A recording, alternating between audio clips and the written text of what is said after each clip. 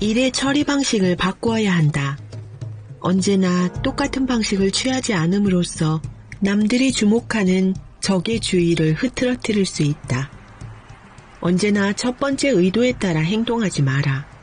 그 천편일률적인 방식이 곧바로 외부에 노출되어 우리에게 돌아오거나 우리의 행동을 그르치게 만들 것이다. 똑바로 날아가는 새는 맞추기 쉽지만 방향을 바꾸는 새는 맞히기 어렵다. 그러나 두 번째 의도조차도 적에게 패를 일으킬 수 있다. 사악함은 매복하면서 기다리고 있기 때문이다. 그리고 그것을 속이려면 뛰어난 명민함이 필요하다. 노련한 도박꾼은 상대방이 예상하는 패, 더욱이 그가 원하는 패는 절대 내놓지 않는다. 모호함을 읽어내는 방법을 배워라. 한때는 말을 잘하는 것이 모든 기술 중에 으뜸이었다. 그러나 이제는 그것만으로는 부족하다. 미루어 헤아릴 수 있어야 한다.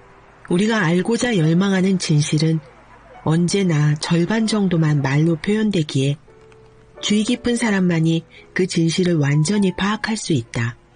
주의 깊은 사람은 바라는 모든 일 속에서도 자신의 믿음에 고삐를 당기고 싫어하는 모든 일 속에서도 자신의 믿음에 박차를 가한다. 얇고 많은 것보다 깊고 적은 것이 더 탁월하다. 완전성은 양에 있는 것이 아니라 질에 있다. 모든 탁월한 것들은 언제나 드물고 귀하다. 깊이가 있는 것은 탁월함을 생성해내며 그 본질이 고귀하다면 영웅적인 것도 낳는다. 반면에 양과 크기가 많고 큰 것은 오히려 가치가 떨어지고 미미하다. 사람의 경우도 거인으로 보이지만 사실은 난쟁이인 경우가 많다. 어떤 사람들은 책을 고를 때 마치 얇은 것에는 지혜로운 내용이 적혀있지 않기라도 한 것처럼 책의 두께를 보고 판단하기도 한다. 양만 많아서는 절대로 평범함을 넘어서지 못한다. 거부하거나 거절해서 몸을 뺄 줄도 알아야 한다. 인생에 위대한 규칙이 있다면 그것은 바로 거부할 줄 아는 것이다. 이보다 더 중요한 규칙은 사업이나 인간관계에서 거절할 줄 아는 것이다. 부적절한 일에 몰두하는 것은 아무것도 안 하는 것보다 못하다. 사려 깊은 사람은 자신의 본분을 지키는 것만으로 충분하지 않다. 남이 자신에게 부당한 일을 강요할 수 없도록 해야 한다. 다른 모든 사람들에게는 속하면서 자기 자신에게는 속하지 못하는 사람이 되지 마라. 마찬가지로 친구들을 악용하거나 그들이 용인하는 것 이상을 요구해서도 안 된다. 무엇이든 지나친 것은 잘못이며 사람과의 관계에서는 더욱더 그렇다. 이러한 현명한 절제를 통해 다른 사람들에게 호감을 사고 높게 평가받을 수 있어야 한다. 승리했을 때 들뜨지 말고 행운과 작별하라. 승리했을 때 들뜨지 말고 행운과 작별해야 한다. 명성 있는 도박사는 대부분 그렇게 한다. 아름다운 후퇴는 대담한 공격과 동일한 가치가 있다. 당신이 행한 바가 충분하다면 이제는 안전을 도모하라. 오래 지속되는 행운은 언제나 의심스러운 것이다. 중단된 행운이 더 안전하며 그 맛은 더욱 달콤하다. 행운에 행운이 쌓일수록 더 많은 위험이 행운을 무너뜨리고 전복시킨다. 행운은 은총이 커지면 그 지속시간이 짧아짐으로써 균형을 이룬다. 행운은 한 사람이 오랫동안 어깨에 짊어지고 있으면 지치게 만들기 때문이다. 사물이 성숙되는 시점을 파악하고 향유하라. 사물이 성숙되는 시점을 파악하라. 그리고 그것을 향유하라. 자연의 작품은 모두 그 완성의 정점에 이르게 되어 있다.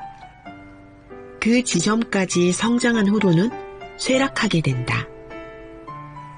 그에 반해 예술은 완성의 정점까지 다다른 후에도 개선의 여지가 없는 작품은 별로 없다. 모든 사물을 그 성숙되는 지점에 향유할 줄 아는 것은 뛰어난 감식력을 지닌 장점이다. 누구나 그렇게 할 수 있는 것은 아니며 그렇게 할 수 있는 사람이라고 해도 그것을 모두 이해하고 나서 하는 것도 아니다. 정신의 산물에도 그러한 성숙의 시점이 있다. 그 가치를 알고 활용하기 위해서는 그러한 순간을 인식해내는 것이 중요하다. 약삭빠르게 행동하되 이를 악용하지는 마라. 약삭빠르다는 것은 우쭐대서는 안 되며 이를 남에게 이해받으려고 해서도 안 된다. 모든 기교적인 것은 감추어진 상태로 있어야 한다. 그렇지 않으면 의심받기 마련이다. 특히 예방대책을 마련하고 있는 경우라면 더욱 그렇다. 그것이 밝혀지면 미움을 사기 때문이다. 속임수는 쓸모가 없다. 그렇기 때문에 이것이 밝혀지면 의심은 2배가 된다. 드러난 속임수는 불신을 야기하고 마음을 크게 상하게 하며 복수를 불러오고 일찍이 그 누구도 생각하지 못했던 악의적인 일을 낳는다. 신중함과 심사숙고야말로 확실한 이성의 증거다. 어떠한 행동을 할 때 심사숙고해 접근하는 것은 커다란 장점이며 이보다 더 확실한 이성의 증거는 없다. 가장 완전한 행동은 그것을 실행할 때 안전하게 행하는 것으로 뒷받침된다. 많은 사람들이 신중함을 꺼린다. 하지만 신중함은 행운의 여신이자 만족의 여신이다. 어리석은 자는 언제나 문으로 곧장 돌진한다.